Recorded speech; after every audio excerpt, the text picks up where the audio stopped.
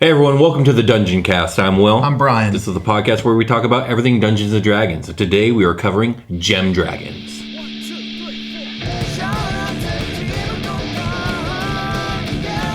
adventurers, to the Dungeoncast. Hey Brian. Hey, Will. How you doing today? Dude, I made it here. I know, you did. You made it here. We're doing it. The show's happening. I almost didn't. I know. It's been a struggle. It's rough. But we are endeavoring to not miss a single week of the show. Absolutely not. You guys rely on us, and we appreciate you. We're doing it for y'all as a contribution to this Dungeons & Dragons community that we love. So thanks for listening. Indeed. And without further ado, let's get into it. I think we should. So it may be Year of the Beholder here on the Dungeoncast, but this game is called Dungeons and Motherfucking Dragons, Brian. And a new book has come out with nothing but the juiciest, zestiest dragon lore. Fizban! And I love it. It's called Fizban Treasury of Dragons, and you should love it too. Now, this book has a ton of new stuff. Player options including subclasses and races, new feats, and scores of new monsters, all dragon related. But today we're focusing on a long-awaited topic. Gem Dragons. Nice, yeah. We've been getting so many requests over the years of doing the show. Exactly. And there's a stat block out there for a Gem Dragon, right? A Sapphire Dragon or something like that. Oh, before this book? Yes. Not sure, because I was staying away from it until I knew there was like a lot Pretty of sure it's stuff. a Sapphire Dragon. Now we got them all. Yeah, now we got them all. So, as Brian was just saying, I have been receiving requests for Gem Dragon episodes for years now, but I wanted personally to cover them when I felt we had more on them in 5e, because we just had stuff from all the previous editions. Yeah. So, I'm glad we waited, because the new content is here, and now without further ado, let's get into it. Okay. I like this. Indeed. So, we have covered extensively both the evil chromatic dragons born of Tiamat and the good metallic dragons born of Bahamut, standing in opposition of each other and attempting to spread their influence of their patron deity and their own beliefs across the planes. But there is a third major category of true dragons that are equal in power and prowess to their metallic and chromatic cousins. Gem dragons. Nice. Typically neutral in alignment, these dragons divorce themselves from the conflict between good and evil completely. Gem dragons tend to be aloof, solitary, and a lot of sourcebooks say self-centered. But I think self-interested is a bit more appropriate. Other major differences are their breath weapons, which are of the more esoteric elements of thunder, necrotic, force, psychic, etc. Okay. And their inherent and powerful psionic abilities. Yeah, these guys are all about their psychic powers. They're pretty much filling in the void of what dragons don't cover. Yeah, basically. Mostly. Yeah, mostly. Yes, absolutely. Maybe with the exception of like a Draco Lich. Those are still categorized as like dragons, yeah? Technically, they're actually categorized as undead. Okay, yeah. So they have forsook their dragon heritage because... that's right. They give up a piece of like their arrogance. Yeah, their pride, if you will. Yeah. So, finally, I will say the usual disclaimer of the fact that lore and origins have changed over the editions, and with Gem Dragons coming to the newest edition, there have been some more changes to their story. We will be going over both the older editions and 5e lore to get a complete picture of Gem Dragons. Nice. Like Draconomicon stuff? Yeah, Draconomicon stuff, yeah. It's just, it's just the nature of a lot of the old stuff that hasn't made it here yet.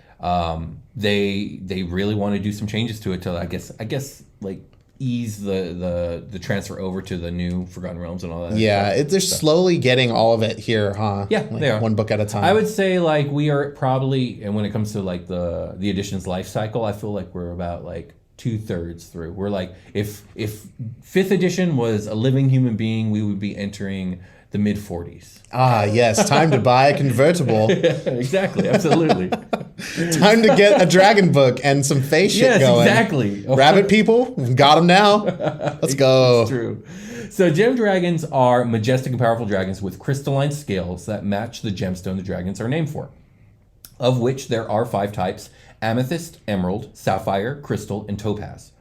There are also a few outlier gem named dragons that don't necessarily fall into the category of gem dragons, which we will briefly cover as well.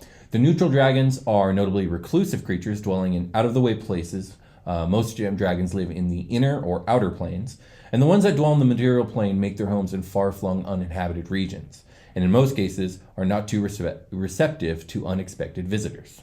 Okay.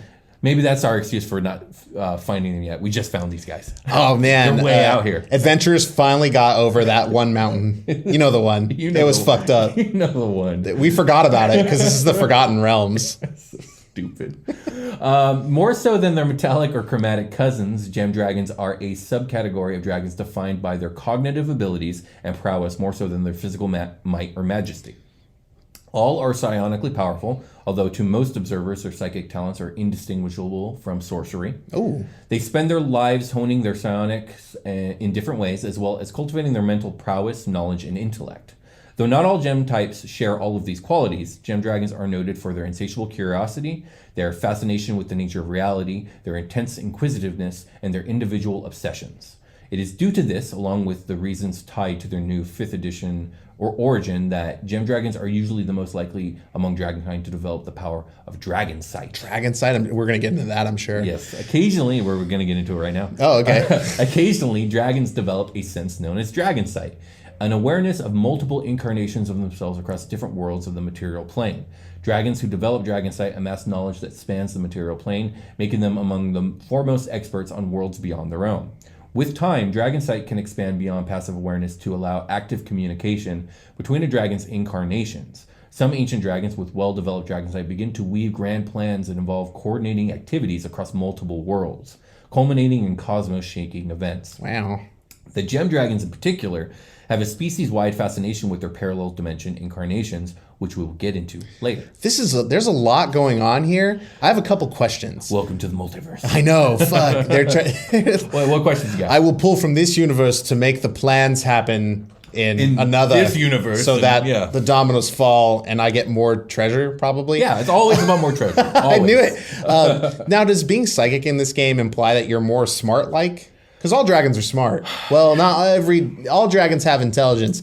Most dragons are very smart. Most dragons are very smart. A majority of dragons are genius level intelligence, right? Yes, at the adult level or higher, they're a genius level intellect usually. Yeah. Unless they're a white dragon or... I'm trying to think, what are some of the other dumber dragons? Well, the white dragons are the dumb ones. That's racist. Get your dragons while they're young. Get them while they're young. You can get maybe like not as expensive gear. So back to your question. You don't need to be inherently intelligent to be psionic, but there is a correlation where psionic creatures tend to be very mentally developed. What was my rogue? The psionic rogue? The soul knife, yeah. That one was tied to intelligence, right? Yeah, I think it's common. It's because it's a brain power. It's a brain thing, so your brain's so strong. It's like a muscle. So these dragons aren't necessarily smarter than the other dragons, right? They just have brain power beyond. They are a little bit smarter because it's kind of what they do. It's not because they're naturally smarter, but they are naturally inclined to like pursuing intellectual interests jives with them more naturally than other dragons. Sure, there are obviously there's like scholar gold dragons and scholar blue dragons and stuff like that, but like the percentage of the population of gem dragons that are spending their time doing scholarly things is way higher. Yeah. Like per sample size, so, you're going to get some bookie types here. Maybe it's cultural, maybe it's you're going to see a lot of reasons why as we keep talking. Yeah, nice. So, zoom in. Despite their previously noted reclusiveness, gem dragons are famed for their suave charisma and masterfully manipulative communication techniques. They delight in riddling talk and seek to entrap the creatures they encounter by charming them with their words. Though they tend to be of neutral alignment with respect to good and evil, many gem dragons are quite egotistical and absolutely awful company, nevertheless. Okay, this is reminding me of like the brass and copper. Yeah, remember that at least brass and copper tend to be good. Like these guys may not be evil, but they're not nice either. They're Omega. They don't give a fuck. Yeah, indeed. So let us not forget, though, that despite their natural high-mindedness and social acuity, gem dragons are still dragons through and through. And like all dragons, gem dragons are incredibly covetous and love to hoard. Nice. They hoard wealth, collecting mounds of coins. Being named after precious and semi-precious stones, they are especially fond of gems and jewelry, gathering as many as possible. Those with large hoards have a tendency to become paranoid and even more reclusive than they already are, venturing out of their lairs only to patrol the immediate area or to get food. And there is never enough treasure. It's pleasing to look at, and they bask in its radiance. They like to make beds of their hoards, shaping nooks and mounds to fit their bodies. By the time a gem dragon matures to a great worm stage, hundreds of gems and coins are embedded into its hide. They're all getting so nasty in their coins. and they're It's gems. so true. Can you imagine that Dragons one of the, are gross. Like, they're awesome, but they're also a little gross. like one of these like Sapphire Dragons is like, look at all the emeralds I have. Aren't you jealous? And they're like, oh, give me all the emeralds. Yeah, I'll give you all my sapphires. Yeah. You don't have enough. That's hilarious. So before we get into the specifics of the 5 major gem dragons, it's time we talk about their deity. Ooh, okay, different deity or the same deity maybe. Oh, you'll see. While the metallic dragons view Bahamut as their lord and father, and chromatic dragons view Tiamat as their mother and queen, gem dragons follow the first of their own kind. Oh no, Sardiar. a third. Sardiar, the ruby dragon. Sardiar has 2 different origins, 5e and everything before 5e. Okay, cool. Yeah, you know how it goes. Yep. This ain't your first episode.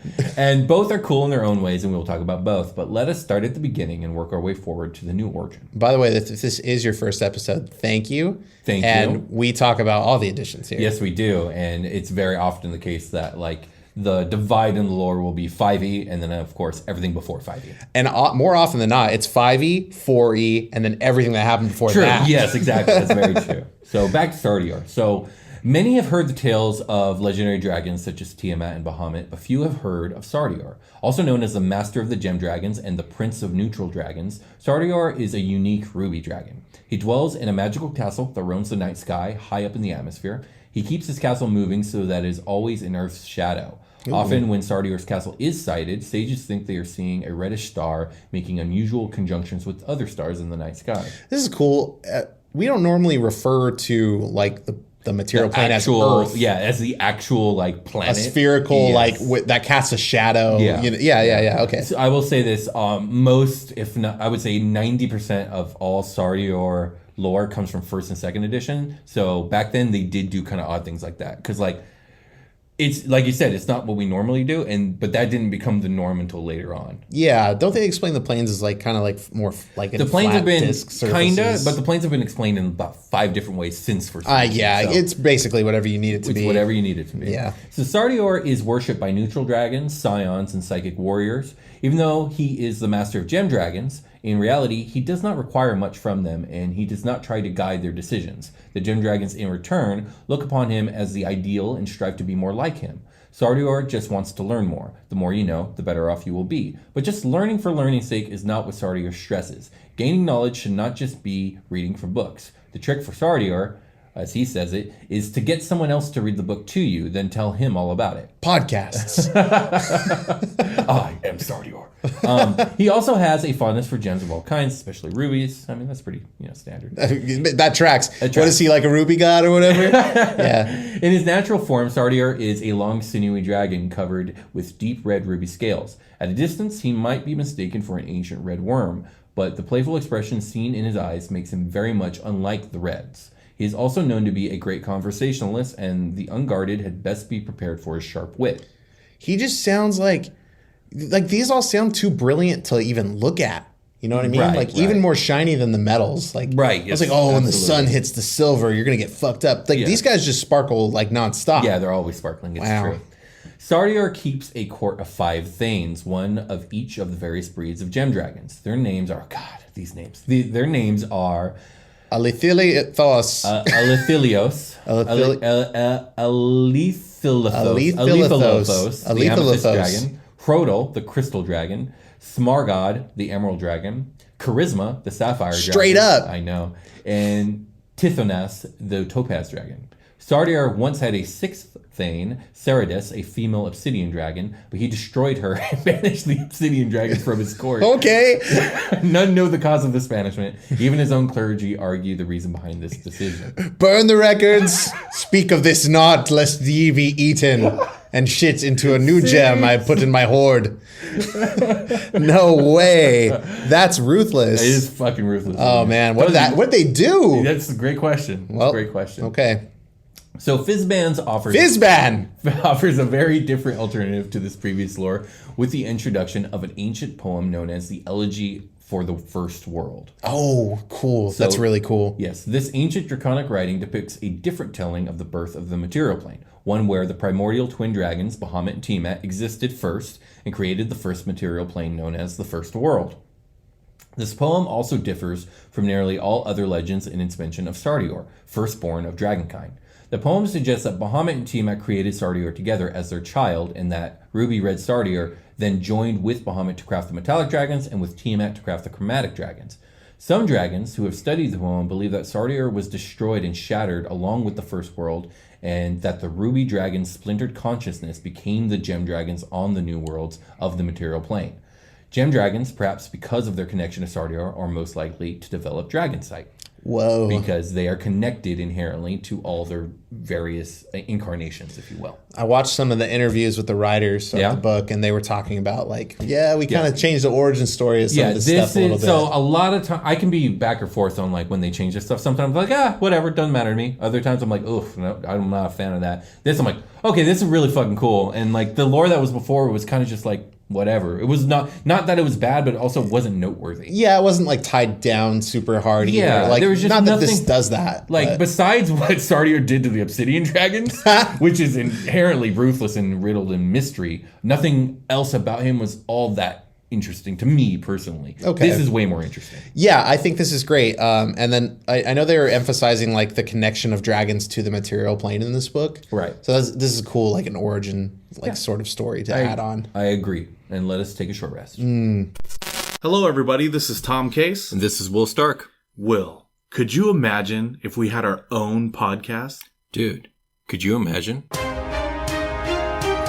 What if the Loch Ness Monster was real? Do you think they would open essentially a quote-unquote Jurassic Park for this? Oh, no. They're not going to let anyone something? look at it. What if your house was haunted? Mm-hmm. Let's say it was a woman. She wants companionship.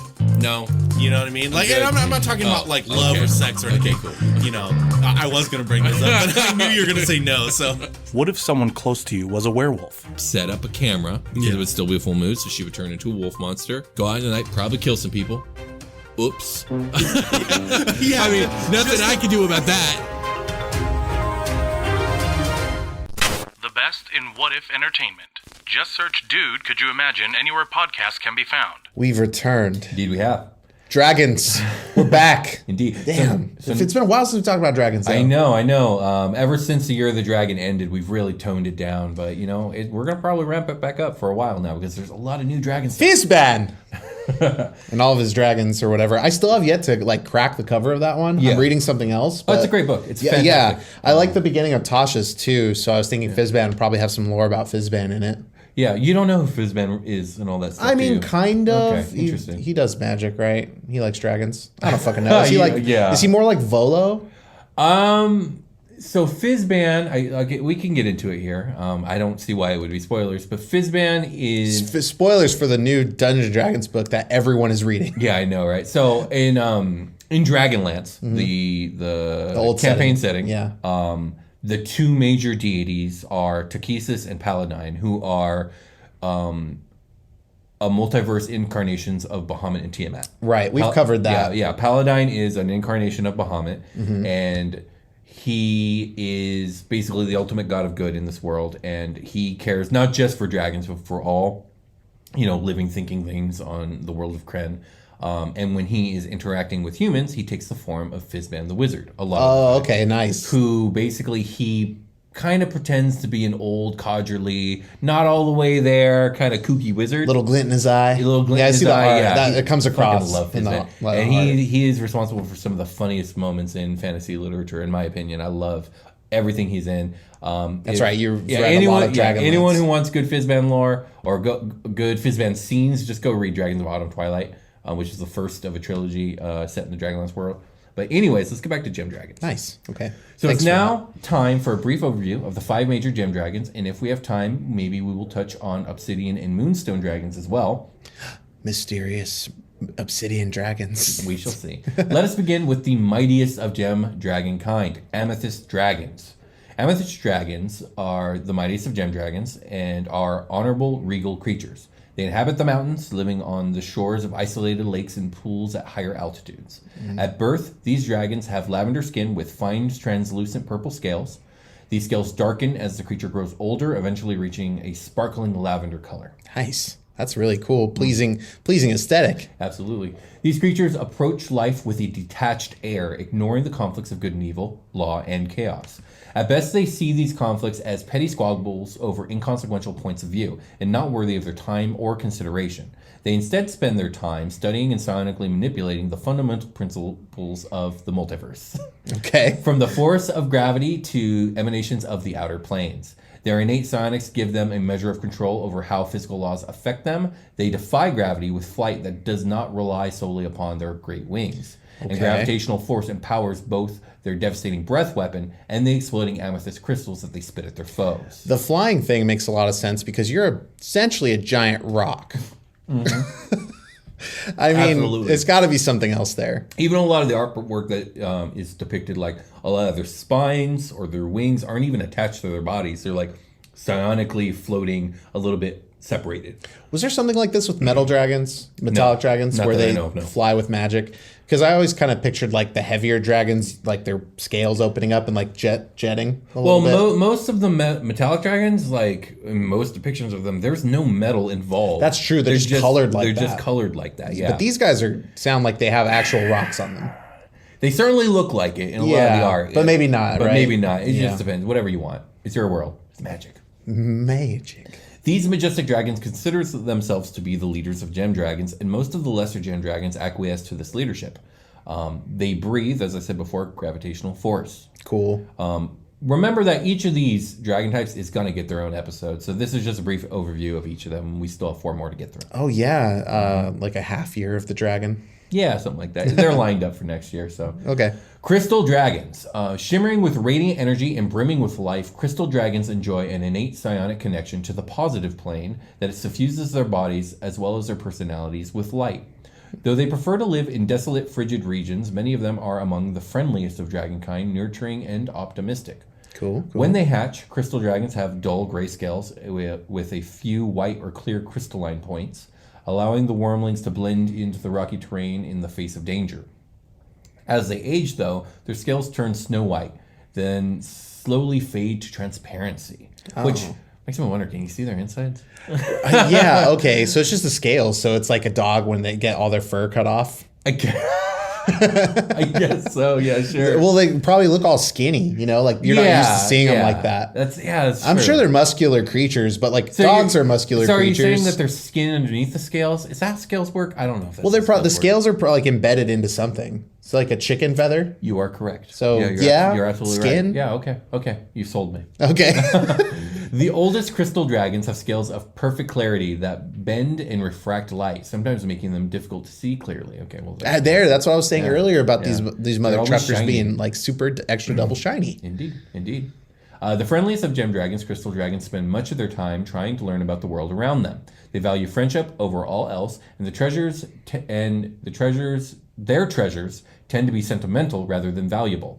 They welcome visitors who come to them with good intentions. So, like, even though these guys fall under neutral, I think it could be said that they're good. Another dragon walks into this horde, is like, well, one man's trash. There's another one. Yeah. Fun-loving and mischievous, crystal dragons tend to be irresponsible rulers. Oh no. For the daily running of their domains, these dragons rely on their vassals to keep things going. They establish domains in the cold, open north reaches, building castles out of snow and ice. They leave these castles open to the sky, and they love to watch the stars on clear, cold nights. They breathe radiant light. So essentially what I get from these guys is they're really, really nice. They're terrible rulers. They will let everything fall under. So maybe they're back to neutral now. They're out there. They're not doing the right thing and like making things harder on themselves to be good rulers. They're just they should be like helping with like laws and like allocation of funds. They're thinking about the fucking universe or whatever. Exactly. They're looking at this. The stars are pretty tonight. That's good. Yeah. So I wonder how the elderly are doing without any fucking social security. No, they don't think about that, Brian. That's the problem. Oh no, they do for a second. They're like, but the stars though. Yeah, but the stars though. Okay, so emerald dragons are the most curious, cunning, and manipulative of the gem dragons, wielding psionic power to weave illusions to deceive and disorient. They cloak their own presence so they can observe other creatures without being discovered as they collect information on everything from local culture, cultural practices to supernatural occurrences. So these are like the super brainiacs. They want to know about all of it all the time, and they don't want anyone to bug them, so they're invisible the entire time. They're fucking. Have you seen that show, Ghost Hunters? Like with yeah. Zach, like he wears I'm not that familiar with the show. I think his name is Zach, but he's like a macho bro guy. And they're always fucking with the ghosts. Okay. They're like, "Come out here and scratch me, ghost. If you're here, come on, do it." Well, that's the opposite. What are you, what a these coward? guys are. No, aren't they like looking for ghosts? No, they are, but like but they're being cool about it. They're being super hidden about it. They're chill. Yeah, they're like They just want to know. They just want to know about everything and anything. They're like Ghost Hunters, the show with Zach, but cool. But cool. Because that guy's not cool. Emerald dragons live amongst tropical islands. They are a curious species taken to keeping track of history, lore, and customs. They tend to be very reclusive, suspicious that others covet their treasure hoards and territory. A desire for privacy runs through the Emerald clans, going so far as to determine where the dragon lords and their spawn established lairs. The Emerald dragons have been known to build their domains around active volcano ranges and other dangerous terrain in tropical areas that can deter would-be trespassers. That tracks. Indeed. They breathe psychic dissonance. is what they Okay. breathe. They're just like bad vibes, basically. The worst vibes. I can't do math. My mind. My frontal lobe. So next up is, and by the way, I think Emerald Dragons are... Be really careful. Your drink is like not all the way on the you're coaster. super correct about that. By the way, I would say Emerald Dragons are a pretty close analog to Green Dragons. They have a lot of similarities, where Green Dragons are like the most cunning and intelligent and magic using of chromatic dragon kind, but they use their intelligence stuff like politically and for ambition. These have a very similar like intellect level, but they use it for their own private studies and they want everyone to leave them alone. Yeah, okay. That's good. Yeah. So next is Sapphire Dragons. Of all dragon kind, perhaps the Sapphire Dragon clans are the most militaristic. The thunderous clash of conflict is part of the very nature of Sapphire Dragons. Militant and territorial, they defend their lairs fiercely, ambushing intruders and plotting assaults against their rivals. They fervently protect their territory from outsiders, going so far as to distrust anyone who even gets close to their borders. Wow. They work to keep their vassals in peak fighting conditions at all times. No, vassals. Can you? It's come up a couple times. I've been meaning to ask. What did that? What's a vassal? What did a vassal? It's like I get the context here, but like, what is that specifically? Is it like a like another dragon? It could be, but more likely than not, it's going to be whatever peoples live in the region. Oh, okay. So like almost like they're subjugates. Yeah. So I mean, these guys do tend to be reclusive. So it could be like kobolds. It could be like a dragonborn society. Just whoever's around. Yeah. Whoever's around. Like, this is your ruler now. It's a fucking dragon. Like, it's just how it works. Like, well, I put my desk over there. They wouldn't say something like, I hope that's cool. They're just doing it. Yeah. And it is cool. Yes. And it better be fucking cool, right? Absolutely. It's cool, right, guys? Now, this seems like a very good analog towards blue dragons. Yeah. Which are maybe not quite as militaristic, but they are about like super territorial, right? Very territorial, but about physical strength, about tactics, and like there's more to the fight than actual just physical strength. Yeah, the might makes right is strong within them, and they're very organized. They're very lawful evil. There's a strict hierarchy in Blue Dragon society. They shoot lightning. It would be very interesting to play in a campaign where there are two regions of Sapphire and Blue Dragons at war. That's cool. Just thunder breath from the Sapphire Dragons and lightning breath from the Blue Dragons, and just, And they're talking shit. Yeah, well, your breath is just sound. It's like, your yeah, breath is just light. yeah. Yeah, so what about it? Roar. So Sapphire Dragons tend to control subterranean domains. As most of the territory that interests Sapphire clans is below the ground, they rarely come into conflict with other dragon clans unless they attempt to take caverns currently. And so that just basically negates what I just said. They're playing regional chess. Indeed. Sapphire Dragon scales and wing membranes show varied shades of blue, ranging from the light tones of a spring sky to rich crystalline azure of sapphire gems and compressed glacial ice. I like that look. Like That's glacial really cool. ice, yeah. In the light, the scales glitter and shine like luminous starbursts. The dragon's psionic nature is evident in the horn and bone structures of their bodies. Their tail barbs and horn tips are all separate pieces, but they float in place, held aloft by psychic energy. So fucking cool. I know, while the dragons live. These levitating horns and spines shift slightly with the dragon's moods, bobbing in amusement or flaring with anger. That's a lot like the Death Tyrant, huh? It's got the floating orbs around it. Yes, That's kind of cool. yeah. We just happen to have just covered that. And we did last episode. They might not Or know. episode before last episode. 2 episodes ago. Indeed. Sapphire Dragons breathe pulsing thunder. Dope. What is pulsing thunder? Is that just like pulsing sound waves, basically? Yeah, like, basically. Because thunder damage is its own. Thunder is sound damage, related. but it's like pulsing sound waves. That's exactly it. What are they doing? Because you know how like your thumb isn't your finger. Snapping isn't your finger sliding against your thumb. It's your thumb hitting your palm, right? Right. So like, is it like their throat like slapping together, like their vocal cords slapping super duper hard? Maybe, but again, they are psionic, so like. Oh, they're okay. probably doing something psionically to create the thunder. I'm psionically making my throat string slap so hard. Yeah, sure. Why I not? slap harder than a stand-up bass, baby. Boom, boom. All right, let's talk about Topaz Dragons. Okay. So Topaz Dragons, I started this differently. Decay and despair are bound up in the nature of Topaz Dragons. Thanks to the necrotic energy of the negative plane that suffuses them. So like they're the opposite of crystal dragons. Their psionic power manifests the fundamental entropic principle that mortal beings and their creations are ultimately doomed to death and decomposition. And the dragon's demeanor is typically morbid and curmudgeonly as a result. Well, so they're damn. negative Nancy's. Like, they're just like, life is meaningless and everything is destroyed and I'm yellow. yeah, and I'm yellow. This doesn't make any sense. Yellow. It's like the brightest, most energetic. Yeah. That's hilarious. Topaz dragons inhabit the coastal regions and temperate islands, building layers below the waterline, though constructing them so they remain dry. Oh, that's fucking cool. Yeah. Don't the brass dragons do that?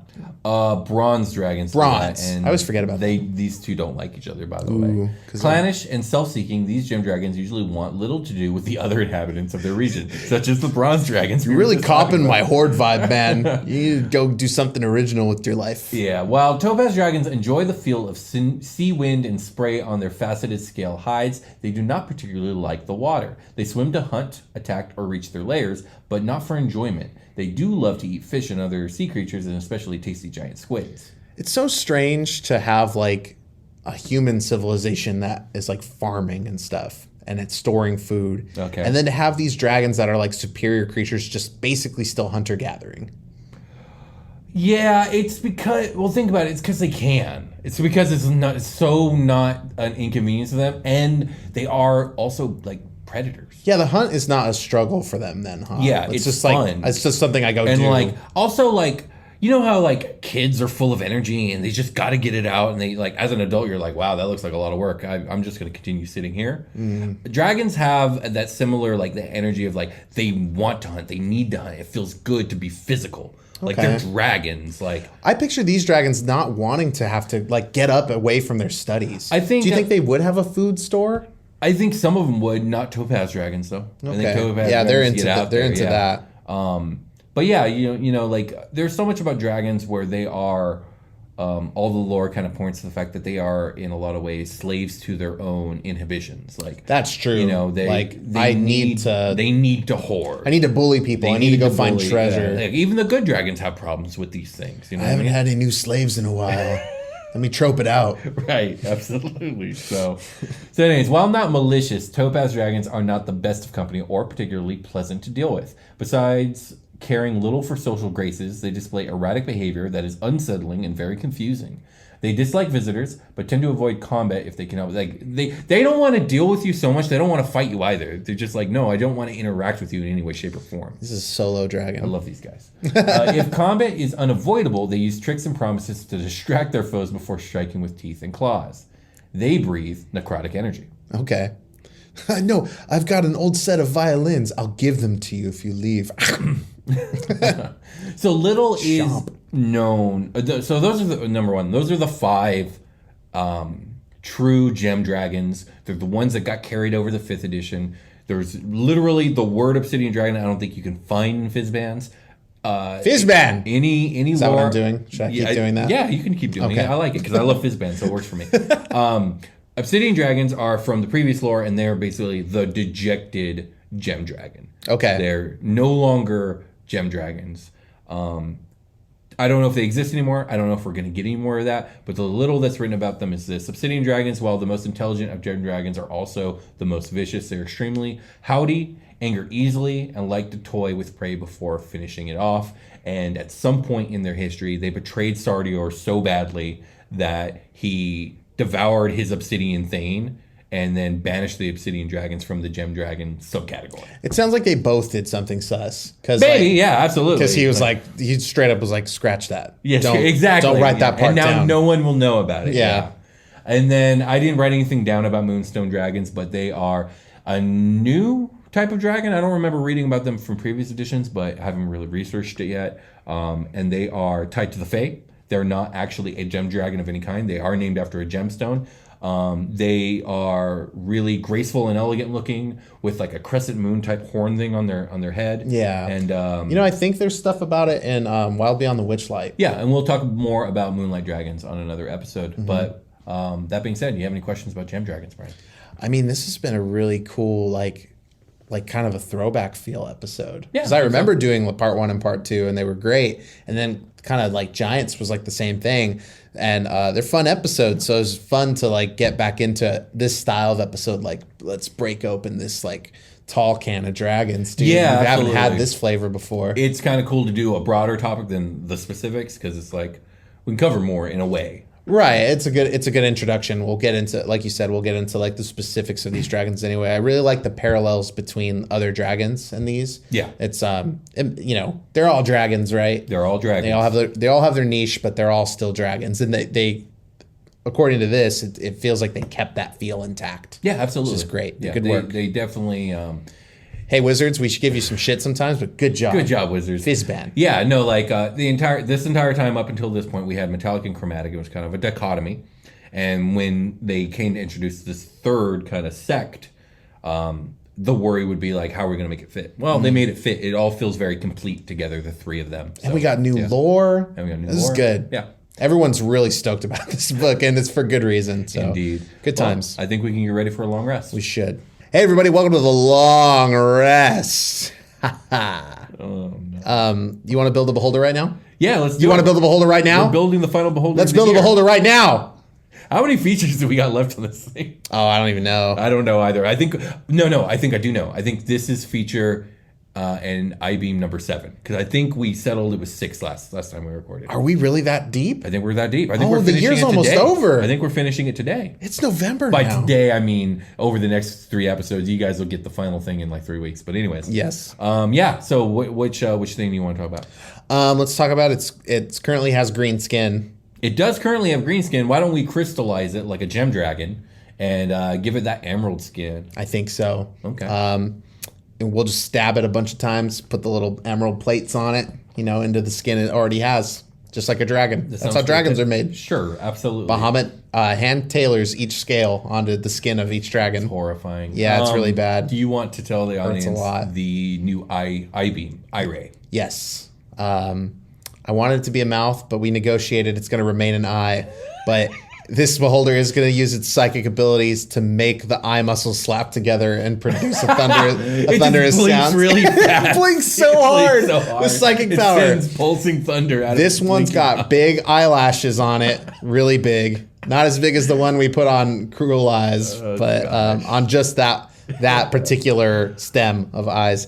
I'm pretty sure, is this the Buff Arms one, or was that Rick the Grick Rancher? I'm pretty sure it was Rick the Grick Rancher. He had buff arms. He had buff there. tentacles, Yeah. which, oh man, they're phallic. Yeah. Great job, Hobbleman. They're So phallic, but thank you very much, the Hobbleman. You did a great job. Absolutely. We should start actually like showing, if Hobbleman's cool with it, showing the current image. Oh yeah, at that's this not point. that's If not you- a bad If you could do that, idea. Hobbleman gives the go ahead. Like we should definitely With your do that. permission, the Hobbleman. But if you don't want us to, we won't. Because you can go see him in the Discord or on our Twitter. Indeed. And for those people that don't know, we just kind of jump into this, but we are building a beholder every episode that is not a beholder episode on this year of the beholder. And so far, we've built a lot of beholders. We got 3. We're building one last one before the end of the year. If you want to behold them, and yeah, it's like a mini beholder, right? We're going to do like a gazer. I think at the end of the year we're doing a game. We have to like fill it in with like a pseudo beholder, like a kin, Yeah. to make it like a clean cut. So yeah, because I don't want to just like stop because like we're out of 10. Yeah, sure. We don't have 10 episodes we'll left. do a gazer. I'm into it. Yeah, or like a goth. Is that the one? No, gazer's the one with 4. It's got It's 4. a little mini guy. But I thought there was a bigger one with less also. There's a goth with 6, but we won't have enough episodes. To Okay, do the it. gazer it is. We'll make a very special gazer. Hey, let's shout out some very special people. Indeed, let's do it. Hey, Patreon people, this is your time. If you came in like October, pretty much, or like the first week after thereof, the start of, I said a bunch of words. Anyway, Here are our new patrons, guys. Steve Dillon. Thank you, Steve. I'm sorry. Steven Dillon. Thank you, Steven. Thanks, Steven. Hamilton Otto. Thank you, Hamilton. Logan Weeder. There's Logan Weeder again. Thank you, Logan. Thanks, Logan. Daniel Pauliello. I can't help Pauliello. Paoliello. It's alive. Thank you, Daniel. You remember the old Jello commercials? No. They're like Jello. No, I don't. I didn't watch TV much as a kid either. It would apparently. jiggle. We're gonna look that up. Okay, cool. Oh, I have memes to show you. Damn do, it! I've been you do. saving memes on my phone. Will doesn't believe in Instagram. I don't think. I don't It's believe something in like memes. that. No, you believe in memes. That's true. No, I just don't have social media. Stop hassling me about it. No, it's okay. That's why I'm saving memes. Thank you. I appreciate it. I made a TikTok, guys. I put it in the Discord. You can find a lot of the stuff we do in the Discord. Robert Reed. Thank you, Robert. Robert Red? Pretty sure it could be Robert Red. I read the name of Robert Reed. I'm pretty sure. Or it's Robert Reed. Red. Thank you, Robert. Indeed. Thank you, Dark Rabbit. Thank you, Dark Rabbit. Thank you. The Last Mile. Back at it again. Damn. God damn. Thank you, The Last Mile. Thank you again. How high are you gonna raise this bar, my man? Hey. Hey, we Thanks. love you, The Last Mile. Thanks. We dude. love you. Hey, Thank you. I'll do this again. I will. To make it happen. You and Logan are like you're on a different wavelength and the same wavelength at the same time, I think. It's so true. You guys rule. Thank you, guys. Thank you to everyone who supports us on Patreon. It absolutely helps us keep the lights on and keep the production value up. We check have out a our bunch YouTube of- channel. We've been dumping funds. Yeah, we've been making the show a lot better, and it's all thanks to you guys. So if you guys like the show and want to help support us in like a real, like literal, in the moment way, there's pretty much no better way to do it than on Patreon. Yeah. And like listening to our shit, obviously. Thanks. Yeah, It's absolutely. pretty fucking cool when people listen to the show. That is. Thanks for the 5-star iTunes reviews. As a matter of fact, I want to talk about this. We are this close, ladies and gentlemen, to 1,000 iTunes reviews. Oh wow, no way. 1,000 5-star iTunes. We just need 30 more. So if you're listening to this and you've been thinking about it but you haven't done it, get on there and do it. Let's break 1,000. We could do this. Pull over and leave us a 5-star iTunes review. Don't do it while you're driving. That's a little dangerous because you're definitely. gonna want to. You're gonna have to type something. Yeah. They're gonna make you do it. Yeah. Tell us that. It could just be a thumbs up. Tell us that we're good at podcasts. I guess. Yeah, if you think so. These guys are good at these guys are good at podcasts. Then we'll know you listened to this episode and that you're into it. That's true. Yeah, especially like those of you back here. If you're making it back to this part of the episode, We love you. we love you, and also like you love us. Duh, that's why you're here. So do the iTunes review. I know a lot of you guys have. Sorry to like keep harping on it for everyone that has. We really appreciate the people that have. They're a joy to read. Indeed, they are. They're really good. We love positive feedback here because, yeah, it's cool. It makes me feel like I did a thing because I did do a thing and you did a thing and we do it every week. So it's cool when you guys are like, hey, cool thing. I think we could call it a game. No, we got a couple cons. Hey, we've been Adventurers Coffee Company. Thanks to those guys a lot. We should probably like drop them like a little top of the episode, little hat tipper. Probably pretty soon here. But Sounds like, good. thanks guys. When you buy Adventurers Coffee Company, we get a little bit of the kickback from that when you type in like a code word Dungeoncast. And they were like, hey, you want to give away some coffee? And we were like, fuck yeah, we do. Thank you. To people. So thanks guys for like supplying to supplying those beans, those good beans. And congratulations to contest winners from Instagram, Andrew P, Thank you, Andrew. Omar, Thank you, Omar. and Rachel Jean. Thank you, Rachel. Rachel Jean. Hope you guys are enjoying your Adventurers Company coffee. Let us know. Hit us up on Instagram and let us know how much you guys enjoyed the coffee. Let us know how much you're enjoying the smell of that roasted blend, my guys. And also, we got some dice. We got some dice From, do you remember? You picked some out. Oh, yeah, from D20 Collective. Yes, D20 which Collective. We're working on a collaboration with them, probably coming in December. Yeah. We'll let you guys know more about that when we have deeper talks with them. Yeah, so thanks for them. Yeah, thanks thank to you, them, D20 who Collective. I had been following on Instagram for a long time, and I was like, oh shit, they've reached out. Yes. Cool. And so thanks. Let's call it a game now. Let's call it a game. We'll talk to you guys later. Goodbye.